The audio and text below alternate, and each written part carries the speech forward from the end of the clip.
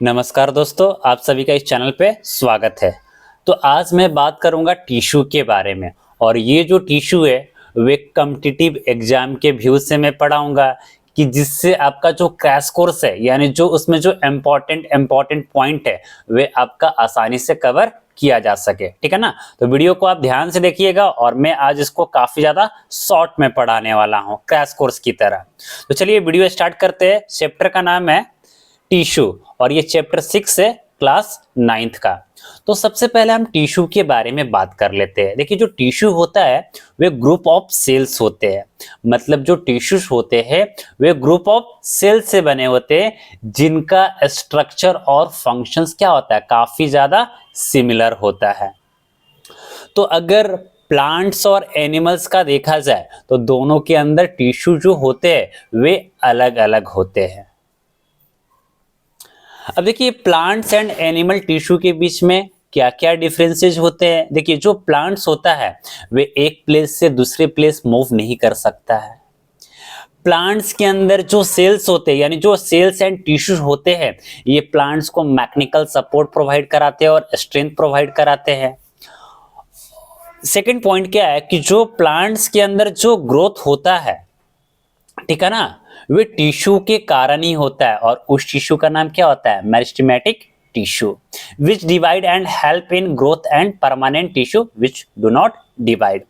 अब देखिए, जो मेरिस्टेमेटिक टिश्यू होता है तो ये क्या करता है, सेल्स को डिवाइड करता है और ग्रोथ करवाने में इसको मदद करता है।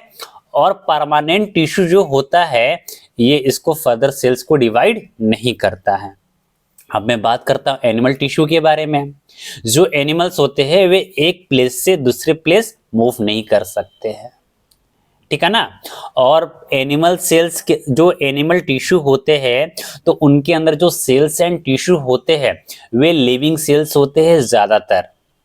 और देखिए, जो एनिमल्स के जो अंदर जो ग्रोथ होता है वे यूनिफॉर्म होता है, जबकि प्लांट्स के अंदर यूनिफॉर्म ग्रोथ नहीं होता है। Animals don't have separate dividing and non dividing cells. तो देखिए, इसके अंदर दोनों तरह के सेल्स पाए जाते हैं। और एनिमल्स के अंदर जो टिश्यू होते हैं ना उनका एक स्पेशलाइज्ड फंक्शंस होता है। अगर ब्रीदिंग करवाना है तो उसके लिए एक अलग टिश्यू होता है। मतलब हमारे बॉडी के अंदर डाइजेशन प्रोसेस होता है, ब्रीदिंग प्रोसेस होता है, यानी बहुत सारे प्रोसेस होते हैं। तो सबके लिए एक स्पेशलाइज्ड टिश्यू होता है, ठीक है ना। तो वे जो स्पेशलाइज्ड टिश्यू होते हैं वे अपना अपना अलग अलग काम करवाने में मदद करता है। अब देखिए, तो जो प्लांट्स होते हैं तो जो प्लांट्स के जो टिश्यू होते हैं वे दो टाइप्स के होते हैं। आपको क्या याद रखना है कि जो प्लांट्स के जो टिश्यू होते हैं वे दो टाइप्स के होते हैं। पहला आपका मेरिस्टेमेटिक टिश्यू होता है और दूसरा आपका परमानेंट टिश्यू होता है, ठीक है ना। ये चीज आप ध्यान रखिएगा कि अगर आपके एग्जाम में अगर क्वेश्चन पूछ दिया जाए कि जो प्लांट टिश्यू होते हैं तो वे कितने टाइप्स के होते हैं, तो दो टाइप्स के होते हैं, मेरिस्टेमेटिक टिश्यू और परमानेंट टिश्यू। और देखिए, जो मेरिस्टेमेटिक टिश्यू होते हैं ना वे तीन टाइप्स के होते हैं। कितने टाइप्स के होते हैं, तीन टाइप्स के होते हैं। तो अगर आपके एग्जाम में अगर पूछ दिया कि मेरिस्टेमेटिक टिश्यू कितने टाइप्स के होते हैं तो तीन टाइप्स के होते हैं। पहला आपका होता है एपिकल मेरिस्टेमेटिक टिश्यू, दूसरा है इंटरकैलरी मेरिस्टेमेटिक टिश्यू और थर्ड होता है लैटरल मेरिस्टेमेटिक टिश्यू। यानी जो मेरिस्टेमेटिक टिश्यू होते हैं वे तीन टाइप्स के होते हैं। और जो परमानेंट टिश्यू होते हैं वे कितने टाइप्स के होते हैं, दो टाइप्स के होते हैं। पहला होता है सिंपल परमानेंट टिश्यू और दूसरा होता है कॉम्प्लेक्स परमानेंट टिश्यू, ठीक है ना। तो प्लांट टिश्यू दो टाइप के होते थे, मेरिस्टेमेटिक टिश्यू और परमानेंट टिश्यू। मेरिस्टेमेटिक टिश्यू में तीन टाइप्स के होते थे, एपिकल, इंटरकैलरी और लैटरल मेरिस्टेमेटिक टिश्यू होता है। और परमानेंट टिश्यू दो टाइप्स का होता है, सिंपल परमानेंट टिश्यू और कॉम्प्लेक्स परमानेंट टिश्यू। और ये जो सिंपल परमानेंट टिश्यू होता है तो इसको हम लोग फर्दर तीन पार्ट में डिवाइड करते हैं। पहला होता है पैरेन्काइमा, दूसरा होता है कोलेनकाइमा, तीसरा होता है स्क्लेरेनकाइमा। तो जो सिंपल परमानेंट टिश्यू है उसको फर्दर हम तीन पार्ट में डिवाइड करते हैं। पहला होता है पैरेन्काइमा, दूसरा होता है कोलेनकाइमा और तीसरा होता है स्क्लेरेनकाइमा। और ये जो कॉम्प्लेक्स परमानेंट टिश्यू होता है तो ये दो टाइप्स के होते हैं। कौन कौन सा होता है? जाइलम एंड फ्लोएम होता है। तो चलिए, तो सबसे पहले हम मेरिस्टेमेटिक टिश्यू के बारे में बात कर लेते हैं। तो देखिए, जो मेरिस्टेमेटिक टिश्यू होता है तो वे प्लांट्स के किस रीजन्स में पाया जाता है? देखिए, जो प्लांट्स का जो टिप पॉइंट होता है स्टेम एंड ब्रांचेस पे, आपने उसका टिप पॉइंट देखा होगा, और रूट्स का भी, ठीक है ना, तो वहां पर मेरिस्टेमेटिक टिश्यू प्रेजेंट होता है। तो अगर आपसे किसी ने पूछ दिया कि जो मेरिस्टेमेटिक टिश्यू होता है वे कहाँ कहाँ पर पाया जाता है, तो देखिए, जो रूट का जो टिप होता है, ठीक है ना, वहां पर पाया जाता है। जो स्टेम्स एंड ब्रांचेज होते हैं तो वहां का जो टिप होता है ना, जो सबसे ऊपर वाला जो छोर होता है, ठीक है ना, तो वहां पर मेरिस्टेमेटिक टिश्यू पाया जाता है। तो मेरिस्टेमेटिक टिश्यू क्या करता है? कंटिन्यूअसली सेल्स को डिवाइड करते रहता है, तो जिसकी वजह से प्लांट्स के अंदर ग्रोथ होते रहता है। तो चलिए, मैं आपको अभी अभी बताया था कि ये तीन टाइप्स का होता है। तो सबसे पहले मैं बात करता हूं कि एपिकल मेरिस्टेमेटिक टिश्यू कहां पर प्रेजेंट होता है। तो अगर आपके एग्जाम में अगर पूछा जाता है कि एपिकल मेरिस्टेमेटिक टिश्यू कहां पर पाया जाता है, तो स्टेम्स एंड रूट्स के टिप पर पाया जाता है, यानी स्टेम्स के सबसे ऊपर, और जो रूट्स का ये जो नीचे वाला जो टिप होता है ना, वहां पर पाया जाता है। जैसे आपका जो हेयर होता है, तो आप अगर हेयर को अगर सीधा करके देखते हैं तो जो सबसे ऊपर वाला जो होता है ना, तो ये उसका क्या है? टिप है। क्या है? टिप है। तो apical meristematic tissue stems and roots के टिप के ऊपर पाया जाता है, और इसी की वजह से स्टेम्स एंड रूट्स को ग्रोथ करवाने में मदद करता है एपिकल मेरिस्टेमेटिक टिश्यू। सेकेंड है लैटरल मेरिस्टेमेटिक टिश्यू। तो देखिए, तो जो लैटरल मेरिस्टेमेटिक टिश्यू होता है वे कहां पर प्रेजेंट होता है? तो जो स्टेम्स एंड रूट्स होते हैं ना, तो उसके साइड में प्रेजेंट होता है। कहां पर प्रेजेंट होता है? साइड में प्रेजेंट होता है। तो जो स्टेम्स एंड रूट्स होते हैं तो उसके साइड में प्रेजेंट होता है। और लैटरल मेरिस्टेमेटिक टिश्यू का काम क्या होता है जी? They help to increase the growth of the stems and roots, यानी जो इसका जो ये तना होता है और ये जो जड़ होता है, तो उसको मोटा करने में क्या करता है? मदद करता है।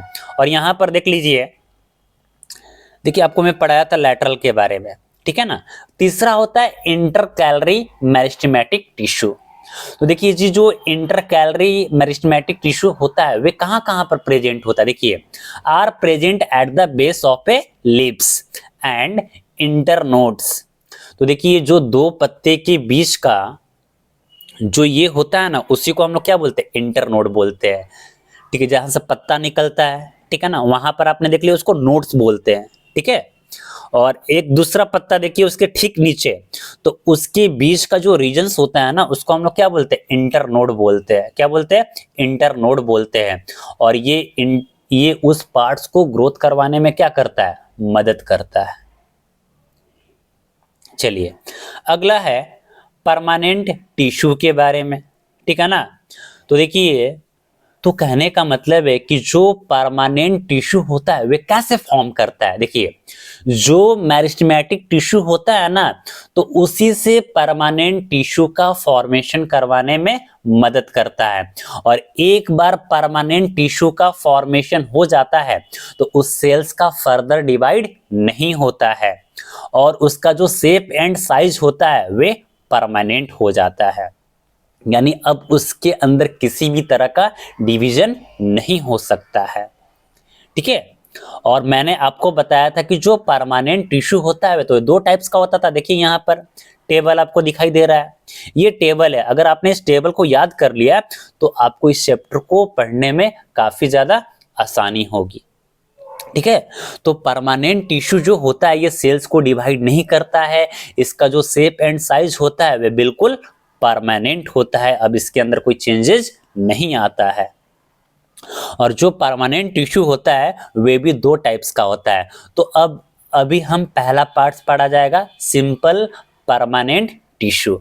देखिए, जो सिंपल परमानेंट टिश्यू होता है are made up of one type of cells, यानी जो सिंपल परमानेंट टिश्यू होता है ये सिर्फ एक ही टाइप के सेल से बना होता है। और ये कितने टाइप्स का होता था? तीन टाइप का होता था, पैरेनकाइमा, कॉलिनकाइमा और स्क्लेरेनकाइमा। काइमा।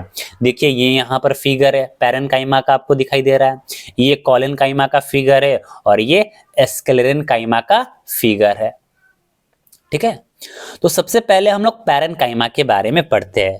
तो देखिए जो पैरेनकाइमा के अंदर जो सेल्स पैक्ड होते हैं ना, वे लूजली पैक्ड होते हैं। कैसा पैक होता है? लूजली पैक्ड होते हैं। देखिए आपको यहाँ पर गैप भी दिखाई दे रहा है, ठीक है ना, यानी दो पैरेनकाइमा सेल्स के बीच में क्या होता है, आपको देखिए यहाँ पर गैप दिखाई दे रहा है, ठीक है ना। तो कहने का मतलब है कि जो पैरेनकाइमा होता है, ठीक है ना, तो consist of a loosely packed thin walled cells having more intercellular spaces, यानी पैरेनकाइमा के अंदर जो सेल्स होते हैं वे क्या होते हैं, लूजली पैक होते हैं कुछ इस तरीके से, ठीक है ना, और इनके बीच में क्या होते हैं, स्पेसेज होते हैं। क्या होते हैं? स्पेसेज होते हैं। और पैरेनकाइमा सेल्स के अंदर क्लोरोप्लास्ट प्रेजेंट होता है, और जो क्लोरोप्लास्ट होता है वे फोटोसिंथेसिस को प्रिपेयर करवाने में क्या करता है, मदद करता है। यानी प्लांट्स के अंदर ये जो फोटोसिंथेसिस का जो प्रोसेस होता है वे किसकी वजह से होता है, क्लोरोप्लास्ट। और क्लोरोप्लास्ट के अंदर ही क्या होता है, ग्रीन पिगमेंट प्रेजेंट होता है। ठीक है, ये तो आपको समझ में आ गया, ठीक है।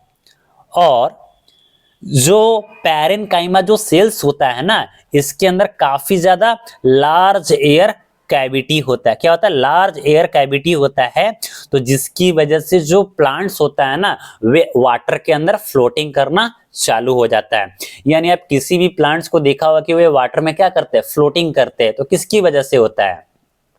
तो पैरेनकाइमा सेल्स के अंदर क्या होता है कि काफी ज्यादा लार्ज एयर कैविटी होता है, तो जिसकी वजह से ये वाटर के अंदर फ्लोटिंग करना शुरू कर देता है। और ये जो पैरेनकाइमा सेल्स का जो फंक्शंस होता है, तो ये क्या करता है, parenchyma cells of a root and stem, तो ये वाटर एंड मिनरल्स को स्टोर करने में क्या करता है, मदद करता है। ठीक है, अब मैं बात करता हूं कोलेनकाइमा के बारे में। किसके बारे में? कोलेनकाइमा के बारे में। तो देखिए इसका जो सेल्स होता है ना वे इलोंगेटेड सेल्स होता है। इलोंगेटेड सेल्स का मतलब होता है कि लंबा सेल्स होता है, ठीक है ना। और इसके बीच में इंटरसेलुलर स्पेसेज नहीं होते, इसके बीच में इंटरसेलुलर स्पेसेज प्रेजेंट नहीं होता है। मतलब होता है बट बहुत ही क्या होता है, कम होता है। देखिए तो इसके बीच में क्या है कि जो इंटरसेलुलर स्पेसेज होते हैं, यानी जो गैप होता है, वे पैरेनकाइमा के कंपेयर में क्या होता है, काफी ज्यादा कम होता है। समझ में आ रहा है आपको? चलिए, तो कोलेनकाइमा के जो सेल्स होते हैं वे इलोंगेटेड सेल्स होते हैं, और कोलेनकाइमा के सेल्स के बीच में जो स्पेसेज होते हैं, जो गैप होता है, वे बहुत ही कम होता है। ठीक है ना। और ये जो प्लांट्स को क्या करता है कि ये फ्लेक्सिबिलिटी या बेंडिंग करने के लिए क्या करता है, अलाउ करता है। आपने जैसे प्लांट्स को देखा होगा कि उसको झुकाने पे भी जो प्लांट्स होता है वे टूटता नहीं है, तो किसकी वजह से होता है, कोलेनकाइमा की वजह से होता है। और कोलेनकाइमा क्या करता है, प्लांट्स को मैकेनिकल सपोर्ट प्रोवाइड करवाता है। क्या प्रोवाइड करवाता है? मैकेनिकल सपोर्ट प्रोवाइड करवाता है। कोई दिक्कत नहीं ना है आपको? चलिए, अब मैं बात करता हूं स्क्लेरेनकाइमा के बारे में, ठीक है ना। तो देखिए जो स्क्लेरेनकाइमा के अंदर जो सेल्स होता है वे लॉन्ग होता है, नैरो होता है, डेड थिक वाल्ड सेल्स होता है। यानी जो इसके जो सेल वाल होते हैं वे क्या होते हैं, डेड होते हैं। क्या होते हैं? डेड होते हैं स्क्लेरेनकाइमा में, ठीक है ना। चलिए, और स्क्लेरेनकाइमा सेल्स के अंदर एक स्पेशल टाइप का एक केमिकल सब्सटेंस प्रेजेंट होता है, जिसको हम लोग क्या बोलते हैं, लिग्निन बोलते हैं। क्या बोलते हैं? लिग्निन बोलते हैं। और ये लिग्निन क्या करता है ना कि प्लांट्स को क्या करता है, काफी ज्यादा मजबूत बनाता है, सीमेंट की तरह। यानी जो स्क्लेरेनकाइमा का जो फंक्शंस होता है, तो वे प्लांट्स को स्ट्रेंथ प्रोवाइड करवाता है और प्लांट्स को हार्डनेस प्रोवाइड कराता है। तो ये स्क्लेरेनकाइमा का फंक्शन है। चलिए, ये सब अपना फिगर आपने देख लिया, ठीक है ना। ये देखिए पैरेनकाइमा टिश्यू है, कोलेनकाइमा टिश्यू है, स्क्लेरेनकाइमा टिश्यू है, ठीक है ना। चलिए, अब देखिए पैरेनकाइमा का जो कैरेक्टरिस्टिक्स होता है, देखिए यहां से क्वेश्चंस पूछा जा सकता है कि जो पैरेनकाइमा का जो कैरेक्टरिस्टिक्स होता है, देखिए ये अनस्पेशलाइज्ड सेल्स होता है, यानी ये किसी भी तरह का स्पेशलाइज्ड सेल्स नहीं होता है, और इसके जो सेल्स वॉल्स होते हैं वे थीन होते हैं। और इसका फंक्शन क्या होता है, फोटोसिंथेसिस को फंक्शंस करवाने में मदद करता है, सिक्रीशंस करवाने में मदद करता है, और स्टोरेज करने में क्या करता है, मदद करता है।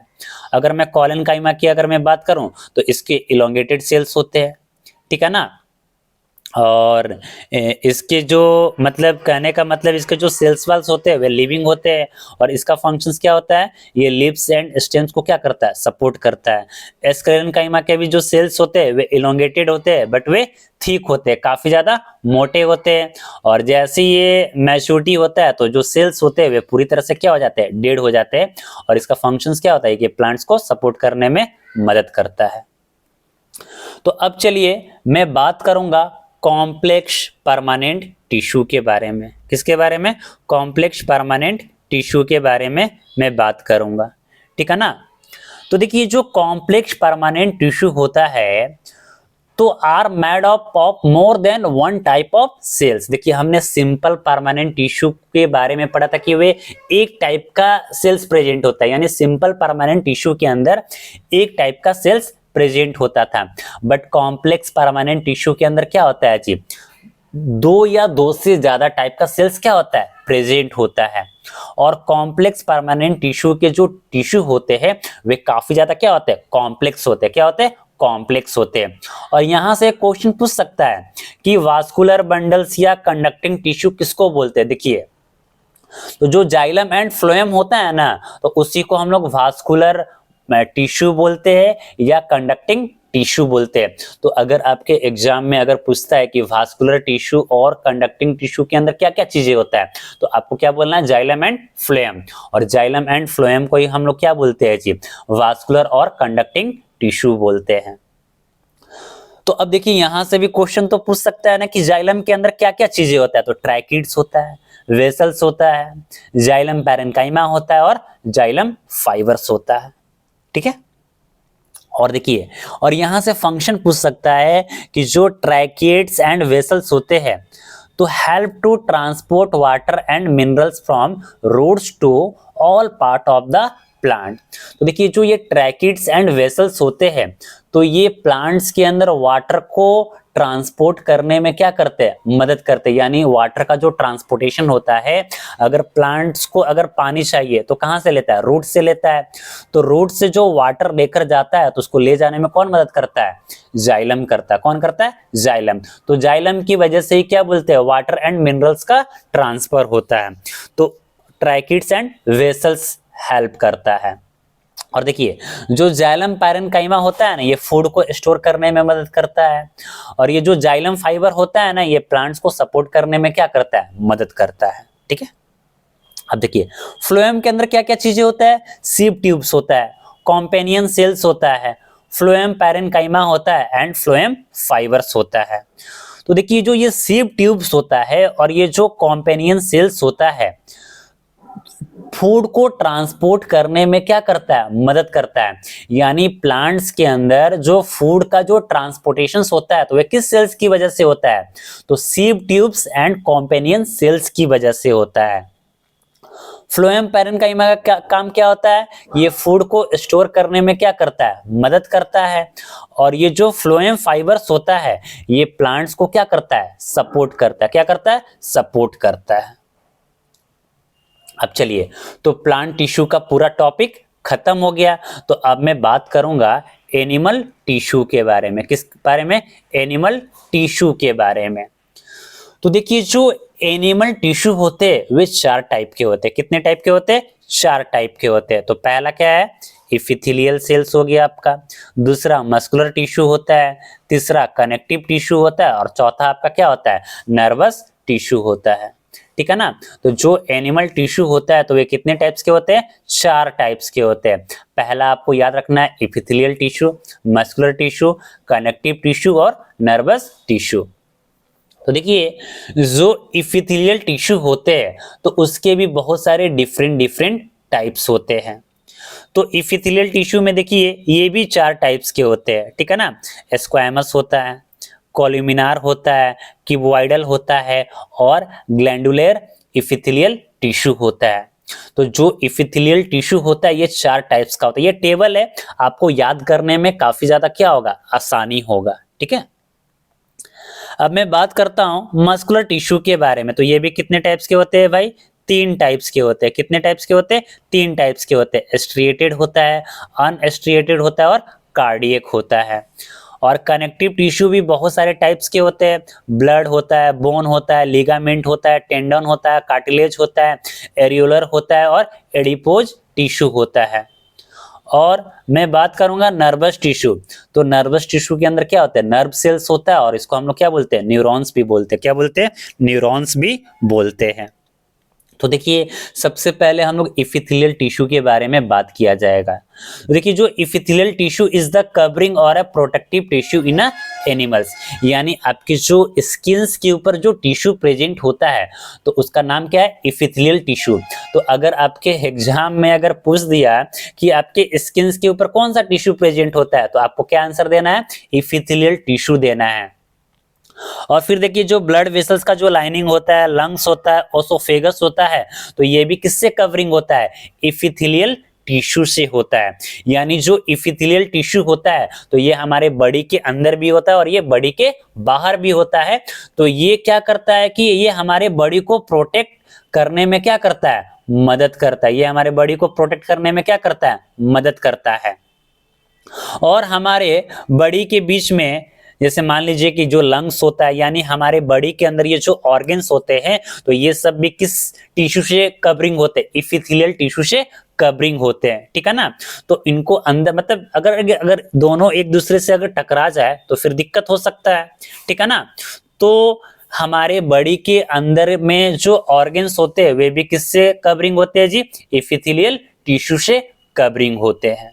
ठीक है, और ये जो सेल्स होते हैं are closely arranged and have a fibrous basement membrane. ठीक है ना, तो इनके जो सेल्स होते हैं वे काफी ज्यादा क्लोजली अरेंज्ड होते हैं और इनके पास एक फाइब्रस बेसमेंट मेम्ब्रेन होता है। तो सबसे पहले मैं बात करूंगा स्क्वैमस इपिथेलियल टिश्यू के बारे में।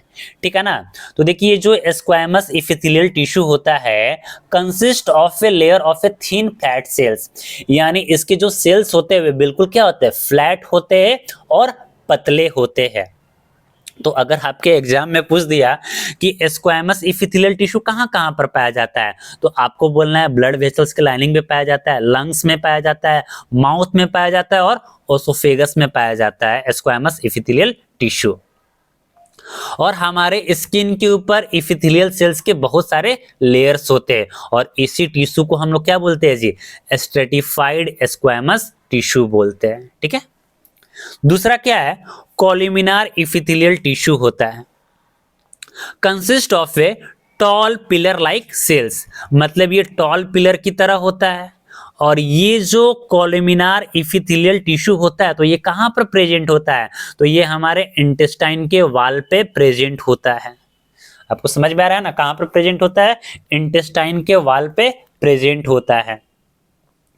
और जो कॉलमिनार इपिथेलियम टिश्यू होता है तो in the respiratory tract has a hair like projections called cilia, यानी हमारे रेस्पिरेटरी ट्रैक्ट में भी इपिथेलियल टिश्यू पाया जाता है और यहाँ पर हेयर लाइक प्रोजेक्शंस होता है, जैसे जो बाल होता है ना उसी को हम लोग क्या बोलते हैं, यहाँ पर सिलिया बोल रहे हैं। क्या बोल रहे हैं, सिलिया। और इसी टिश्यू को हम लोग क्या बोलते हैं जी, सिलिएटेड कॉलमिनार इपिथेलियल टिश्यू। तो देखिए यहाँ पर हेयर लाइक प्रोजेक्शंस था तो इसलिए मैं इसको बोल रहा हूँ सिलिएटेड कॉलमिनार इपिथेलियल टिश्यू। अगर यहाँ पर हेयर लाइक प्रोजेक्शंस नहीं होता तो यहाँ पर क्या हो जाता, अनसिलिएटेड हो जाता। क्या हो जाता, अनसिलिएटेड। यानी अगर हेयर लाइक प्रोजेक्शंस होता है तो उसको सिलिएटेड बोलते हैं और हेयर लाइक प्रोजेक्शंस नहीं होता है तो उसको हम लोग अनसिलिएटेड बोलते हैं। दूसरा क्या है, तीसरा क्या है, क्यूबॉइडल इपिथेलियल टिश्यू। तो देखिए इसका जो शेप्स होता है वह कोन की तरह होता है। कैसा होता है, कोन की तरह होता है और इसके पास भी एक बेसमेंट मेम्ब्रेन होता है। इट फॉर्म्स द, ये कहाँ कहाँ पर पाया जाता है, किडनी के पास पाया जाता है, ट्यूबल्स के पास पाया जाता है और जो सैलिवरी ग्लैंड्स का जो डक्ट होता है ना वहां पर पाया जाता है। और ये हमारे बॉडी में क्या करता है, मैकेनिकल सपोर्ट प्रोवाइड कराता है। अगला मैं बात करूंगा ग्लैंडुलर इपिथेलियल टिश्यू के बारे में। Sometimes epithelial tissue floats inwards and forms a multicellular glands which secrete substances. तो देखिए इसके अंदर क्या होता है, ये जो टिश्यू होता है ये अंदर की तरफ होता है और बहुत सारे क्या बोलते हैं यहाँ पर मल्टी सेलुलर ग्लैंड्स का भी फॉर्मेशंस करता है और वहां से बहुत सारा चीजों का क्या करता है, सिक्रीशंस होता है। जैसे आपके बॉडी के अंदर ये जो पसीना आता है वह किसकी वजह से आता है, ग्लैंडुलर इपिथेलियल टिश्यू की वजह से ही आता है और इसी टिश्यू को हम लोग क्या बोलते हैं, ग्लैंडुलर इपिथेलियल टिश्यू बोलते हैं। तो इसमें आपको ध्यान रखना है कि जो स्क्वैमस का जो शेप होता है वह फ्लैट होता है, कॉलमिनार का क्या होता है, टॉल पिलर लाइक सेल्स होता है, क्यूबॉइडल में कोन शेप का होता है और ग्लैंडुलर इपिथेलियल टिश्यू क्या होता है, ये फोल्डिंग शेप का होता है। ठीक है ना, देखिए आपको इस तरह से है, आपको इस तरह से आपका फिगर मिल जाएगा और ये आपके बॉडी के अंदर क्या होते हैं, प्रेजेंट होते हैं।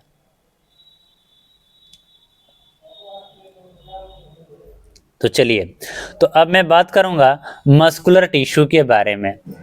तो देखिए मस्कुलर टिश्यू को हम कनेक्टिव टिश्यू को यहाँ पर ही बोलते हैं। देखिए जो मस्कुलर टिश्यू होता है ये हमारे बॉडी को मूवमेंट करवाने में क्या करता है, मदद करता है और इसके अंदर एक इलोंगेटेड सेल्स होता है और उसी को हम लोग क्या बोलते हैं, मसल फाइबर बोलते हैं।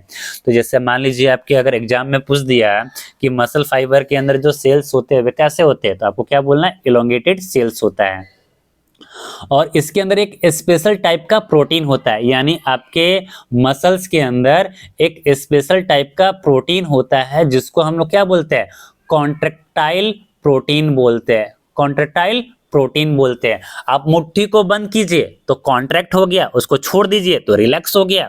तो ठीक इसी तरीके से आपके मसल्स में इसी भी तरह का मूवमेंट होता है, यानी जब आपके बॉडी के अंदर जब कॉन्ट्रैक्ट एंड रिलैक्स होता है, यानी जब कॉन्ट्रैक्शन एंड रिलैक्सेशन होता है तो ये हमारे बॉडी को मूवमेंट करवाने में क्या करता है, मदद करता है। यानी सबसे पहले आपके मसल्स के अंदर कॉन्ट्रैक्शन एंड रिलैक्सेशन होना जरूरी है, तभी ना आपके बॉडी के अंदर मूवमेंट होगा। और कॉन्ट्रैक्शन एंड रिलैक्सेशन नहीं होगा तो आपके बॉडी के अंदर मूवमेंट नहीं होगा।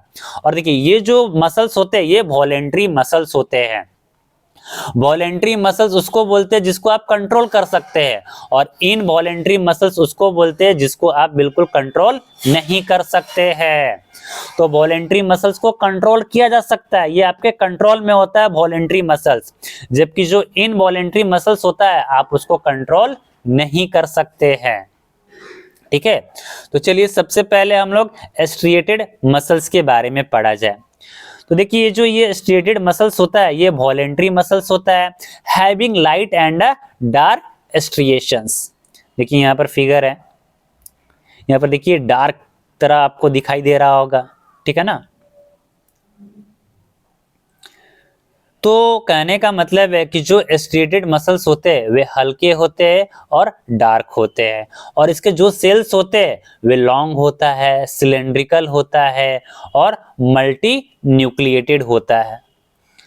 और स्ट्रिएटेड सेल्स को और कौन सा सेल्स बोलते हैं, और कौन सा मसल्स बोल सकते हैं, स्केलेटल मसल्स भी बोल सकते हैं, because they are attached to bones. ठीक है ना, तो यानी जो हमारे जो मसल्स होते हैं वे किससे अटैच होते हैं जी, बोन से अटैच होते हैं, तो इसीलिए मैं इसको स्केलेटल मसल्स भी बोल सकते हैं। They help in a voluntary movements of the body. आपके बॉडी के अंदर जितने भी वॉलेंट्री मूवमेंट्स होते हैं जिसको आप कंट्रोल कर सकते हैं तो वे स्ट्रिएटेड मसल्स होते हैं। ठीक है, दूसरा क्या है, अनस्ट्रिएटेड मसल, जिसको हम लोग क्या बोलते हैं, स्मूथ मसल्स बोलते हैं। क्या बोलते हैं, स्मूथ मसल्स बोलते हैं। ठीक है ना। अब देखिए, तो देखिए जो स्मूथ मसल्स होते हैं ना तो ये इनवॉलेंट्री मसल्स होते हैं जिसको आप कंट्रोल बिल्कुल नहीं कर सकते हैं और इसके जो सेल्स होते हैं लॉन्ग होते हैं और शेप में कैसा होता है, स्पिंडल होता है और ये यूनिन्यूक्लिएटेड होते हैं। ये कैसे होते हैं जी, यूनिन्यूक्लिएटेड होते हैं। देखिए मल्टी न्यूक्लिएटेड का मतलब क्या होता था जी, ये बीच बीच में होता था और यूनिन्यूक्लिएटेड क्या होता है जी, साइड साइड में होता है। कहाँ कहाँ पर, सॉरी स्केलेटल मसल्स में क्या होता है, साइड साइड में होता था और स्मूथ मसल में क्या है, बीच बीच में होता है। ठीक है, तो जो स्मूथ मसल्स होता है ये इनवॉलेंट्री मसल्स होता है, ये लंबे होते हैं और इसका जो शेप होता है स्पिंडल होता है और ये यूनिन्यूक्लिएटेड होता है। और ये कहाँ कहाँ पर प्रेजेंट होता है जी, एलिमेंट्री कनाल में प्रेजेंट होता है, ब्लड वेसल्स में प्रेजेंट होता है, लंग्स में प्रेजेंट होता है, आइरिस ऑफ आई में प्रेजेंट होता है। They help in involuntary movements. देखिए स्मूथ मसल्स को आप कंट्रोल नहीं कर सकते, बिल्कुल कंट्रोल नहीं कर सकते। ब्लड वेसल्स के अंदर ब्लड का जो सर्कुलेशन होता है वे आपके कहने की वजह से थोड़ी ना होता है, ये ऑटोमेटिक होता है, ठीक है ना। अगर आपको नींद आएगा तो ऑटोमेटिक नींद आ ही जाएगा, ठीक है ना, आप उसको कंट्रोल नहीं कर सकते हैं, ठीक है ना। जो लंग्स होता है उसको तो भाई सांस चाहिए ही चाहिए, आप चाह कर भी आप कंट्रोल नहीं कर सकते। अगर आप कंट्रोल करने की कोशिश करेंगे तो आपका वहां पर जान भी जा सकता है। अगला मैं बात करूंगा कार्डियक मसल्स। तो देखिए जो कार्डियक मसल्स होता है ये भी कैसा होता है, इनवॉलेंट्री मसल्स होता है, ठीक है ना, हैविंग फेंट एस्ट्रिएशंस। तो देखिए इस तरह का फेंट एस्ट्रिएशंस होता है इसके ऊपर, ठीक है ना। और इसके जो सेल्स होते हैं वे लॉन्ग होते हैं, सिलेंड्रिकल होते हैं, ब्रांच्ड होते हैं और मल्टी न्यूक्लिएटेड होते हैं। देखिए मल्टी का मतलब होता है बहुत सारा और यूनि न्यूक्लिएटेड का मतलब होता है एक, ठीक है ना।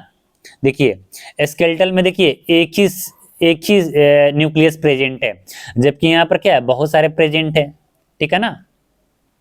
तो जो कार्डियक मसल्स होता है वे क्या होता है, इनवॉलेंट्री मसल्स होता है, ठीक है ना। और ये लॉन्ग होता है, सिलेंड्रिकल होता है, ब्रांच्ड होता है और मल्टी न्यूक्लिएटेड होता है। तो ये हार्ट को कॉन्ट्रैक्शंस एंड रिलैक्सेशंस करवाने में क्या करता है, मदद करता है। यानी जो कार्डियक मसल्स होता है वे जब कॉन्ट्रैक्शन और रिलैक्सेशंस करता है ना, तो उसी की वजह से ब्लड को पंपिंग करने में क्या करता है, मदद करता है। तो जिसकी वजह से आपके बॉडी के अंदर ब्लड का सर्कुलेशन आसानी से हो जाता है।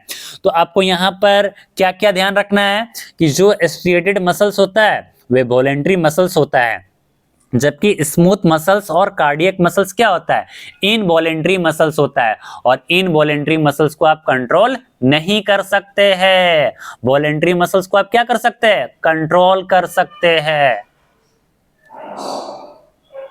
चलिए अब मैं बात करूंगा कनेक्टिव टिश्यू के बारे में, ठीक है ना। तो देखिए जो कनेक्टिव टिश्यू होते हैं connects and joins the different parts of the body together. और कनेक्टिव टिश्यू जो होता है ना वे लूजली पैक्ड होता है and the space between the cells are filled with a jelly like matrix. तो देखिए तो जो कनेक्टिव टिश्यू के जो सेल्स होते हैं वे काफी ज्यादा लूजली पैक्ड होता है और आपके सेल्स में जहां जहां पर स्पेस होता है तो वहां पर एक जेली सब्सटेंसेस नाम का एक फ्लूइड होता है जिसको हम लोग क्या बोलते हैं, मैट्रिक्स भी बोलते हैं। जैसे आपके लंग्स और किडनी के बीच में भी एक मैट्रिक्स होगा, यानी वहां पर कुछ नहीं है तो वहां पर मैट्रिक्स से क्या होता है, फिलअप रहता है, ठीक है ना। तो सबसे पहले मैं ब्लड के बारे में बात करूंगा। तो देखिए ब्लड के अंदर भी एक फ्लूइड मैट्रिक्स होता है जिसका नाम क्या है, प्लाज्मा होता है। क्या होता है, प्लाज्मा होता है। और प्लाज्मा के अंदर क्या क्या होता है जी, आपको रेड ब्लड सेल्स मिलेगा जिसको आरबीसी बोलते हैं, डब्ल्यूबीसी जिसका नाम होता है व्हाइट ब्लड सेल्स और प्लेटलेट्स। तो देखिए जो प्लाज्मा होता है ना वे लगभग 55% होता है। अगर आपके एग्जाम में पूछ दिया जाए कि प्लाज्मा का क्वांटिटी कितना होता है तो आपको बोलना है 55%। और रेड ब्लड सेल्स क्या होता है, लगभग 44 पॉइंट कुछ परसेंटेज होता है। व्हाइट ब्लड सेल्स और ये जो प्लेटलेट्स होता है ना वे 1% से भी कम होता है। तो ब्लड का काम क्या होता है जी, ये गैसेज को ट्रांसपोर्ट करने में मदद करता है, जो डाइजेस्टेड फूड होता है, हार्मोन्स होता है, वेस्ट मटेरियल होता है, तो ये ब्लड क्या करता है, इनका सर्कुलेशन करवाता है। तो जैसे मान लीजिए कि आप सांस लेते हैं तो जब ये लंग्स में जाता है तो वहां से गैस को ट्रांसपोर्ट करवाने में यही मदद करता है। आप जो फूड का जो डाइजेशन करते हैं, जो एनर्जी निकलता है वे ब्लड ही उसको कैरी करने में मदद करता है, ठीक है। अब चलिए बोन की मैं बात करता हूं। देखिए जो बोन होता है काफी ज्यादा हार्ड होता है और ये स्ट्रॉन्ग टिश्यू होता है और इसके जो सेल्स होते हैं ना वे आपस में जुड़े हुए रहते हैं, यानी ये हार्ड मैट्रिक्स होता है जिसके अंदर कैल्शियम एंड फास्फोरस के कंपाउंड्स होते हैं। और देखिए बोन की वजह से ही आपके बॉडी का सेफ है। अगर बोन नहीं होता तो आप भी सांप की तरह क्या करते हैं, रेंगते हुए चलते हैं, ठीक है ना। तो जो बोन्स होता है वे हमारे बॉडी का एक फ्रेमवर्क देता है और ये हमारे बॉडी को क्या करता है, सपोर्ट करता है। आप जो खड़े हुए हड्डी की वजह से ही खड़े हैं। अगर अपने पैर का हड्डी तोड़ के देख लीजिएगा तो आप खड़े रह पाइएगा, बिल्कुल नहीं खड़े रह सकते हैं। चलिए अगला मैं बात करता हूं लिगामेंट्स किसको बोलते हैं। तो देखिए तो जो लिगामेंट्स होता है ये एक फ्लेक्सिबल टिश्यू होता है विच ज्वाइंस बोन्स। ये किससे ज्वाइंस होता है जी, बोन टू बोन कनेक्टेड होता है, ठीक है ना। और ये मूवमेंट करवाने में क्या करता है, मदद करता है। जो टेंडन होता है ये मसल्स टू बोन्स कनेक्टेड होता है। याद रखिएगा, लिगामेंट किसको बोलते हैं, जो बोन टू बोन कनेक्टेड होता है तो उसको लिगामेंट बोलते हैं। बोन टू बोन कनेक्टेड जो होता है उसको क्या बोलते हैं, लिगामेंट बोलते हैं। और ये हमारे बॉडी में मूवमेंट करवाने में क्या करता है, मदद करता है। टेंडन को क्या बोलते हैं, ये मसल्स टू बोन्स कनेक्टेड होता है। कैसे कनेक्टेड होता है, मसल्स टू बोन्स कनेक्टेड होता है तो उसको हम लोग क्या बोलते हैं, टेंडन बोलते हैं। और टेंडन को हम लोग फाइब्रस टिश्यू भी बोलते हैं। तो अगर आपके एग्जाम में पूछ दिया कि लिगामेंट को कौन सा टिश्यू बोलते हैं तो फ्लेक्सिबल टिश्यू बोला जाएगा। और टेंडन को क्या बोलूंगा मैं, फाइब्रस टिश्यू भी बोला जा सकता है। तो ligament bone to bone connected होता है और tendon muscles to bones connected होता है। अब मैं बात करता हूं एरियोलर टिश्यू के बारे में, ठीक है ना। तो देखिए जो आपके जो स्किन्स एंड मसल्स होते हैं ना, तो उसके बीच में एरियोलर टिश्यू प्रेजेंट होता है। क्या होता है, एरियोलर टिश्यू प्रेजेंट होता है। अगर आपका टिश्यू अगर डैमेज हो जाता है तो उसको रिपेयरिंग करने में कौन मदद करता है, एरियोलर टिश्यू ही करता है, ठीक है। अब मैं बात करता हूं एडिपोज टिश्यू के बारे में। किसके बारे में, एडिपोज टिश्यू के बारे में। तो जो एडिपोज टिश्यू होता है ना, वे आपके स्किन के नीचे होता है। कहां पर होता है, स्किन के नीचे होता है, बिटवीन इंटरनल ऑर्गेन्स। तो देखिए, तो जो आपका जो स्किन्स होते हैं ना, तो उसके नीचे में पाया जाता है एडिपोज टिश्यू। और आपके ऑर्गेन्स के बीच में भी जो गैप होता है ना, तो उसके अंदर भी एडिपोज टिश्यू प्रेजेंट होता है। और एडिपोज टिश्यू के अंदर क्या होता है, ये फैट्स होता है। क्या होता है, फैट्स होता है।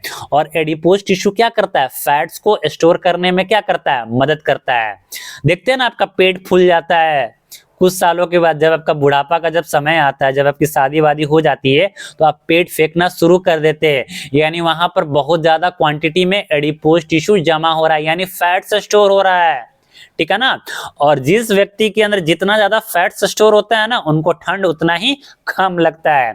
और जिनके अंदर जितना ज्यादा एडिपोज टिश्यू कम होता है, तो उतना ही ज्यादा उसको ठंड लगता है। देखिए, जो बच्चा होता है ना, उसके अंदर सबसे ज्यादा एडिपोज टिश्यू पाया जाता है। जैसे जैसे आपका एज होता है ना, तो वैसे वैसे एडिपोज टिश्यू क्या होता है जी, घटने लगता है, ठीक है ना। ये देखिए ब्लड का कंपोनेंट है, आपको यहाँ पर प्लाज्मा दिखाई दे रहा है, आरबीसी, प्लेटलेट्स, ये सब है, ठीक है ना।